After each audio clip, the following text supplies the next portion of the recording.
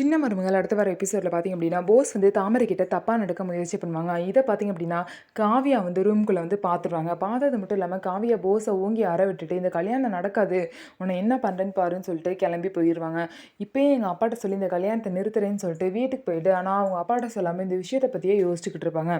இன்னொரு சைடு பார்த்தீங்கன்னா, போஸ் பண்ண தப்பு எல்லாம் அவங்க அம்மாக்கும் அக்காவுக்கும் தெரிய வருது. தாமரை மூலமாக தெரிய வருது. தெரிய வந்து போஸை போட்டு செருப்பால் அடி அடின்னு அவங்க அம்மா அடிக்கிறாங்க. நீ எவ்வளோ கனவு கோட்டை கட்டி வச்சுருந்தேன், உன்னை லைஃப்பில் செட்டில் பண்ணலாம் இருந்தேன், ஆனால் நீ இப்படி பண்ணி வச்சுட்டியே, நான் தான் உன்கிட்ட சொல்லிட்டே இருந்தேனே, எந்த தப்பு பண்ணாதன்னு சொல்லி தலைப்பாடாக அடிச்சுக்கிட்டேனே, இப்படி பண்ணிட்டியடான்னு சொல்லிட்டு அவங்க அம்மா போஸை போட்டு அடிக்கிறாங்க. சரி, இதுக்கப்புறம் என்ன தான் பண்ணி தொலைகிறது, காவியா எவ்வளோ நேரம் ஆச்சு போய் அப்படின்னு கேட்குறாங்க. 2 மணி நேரம் ஆச்சுன்னு சொல்லவும் உடனே காவியாவுக்கு கால் பண்ணி போஸோட அம்மா பேசுகிறாங்க. நீ எதுவும் போஸை தப்பாக நினச்சிக்காதம்மா, அவன் மேலே ஒரு தப்பும் இல்லை, இந்த தாமரை தான் வேணும்னே கல்யாணத்தை நிறுத்துறதுக்காக இந்த மாதிரிலாம் பண்ணிகிட்ருக்கா, நீ எதுவும் தப்பாக நினச்சிக்காதம்மான்னு சொல்கிறாங்க.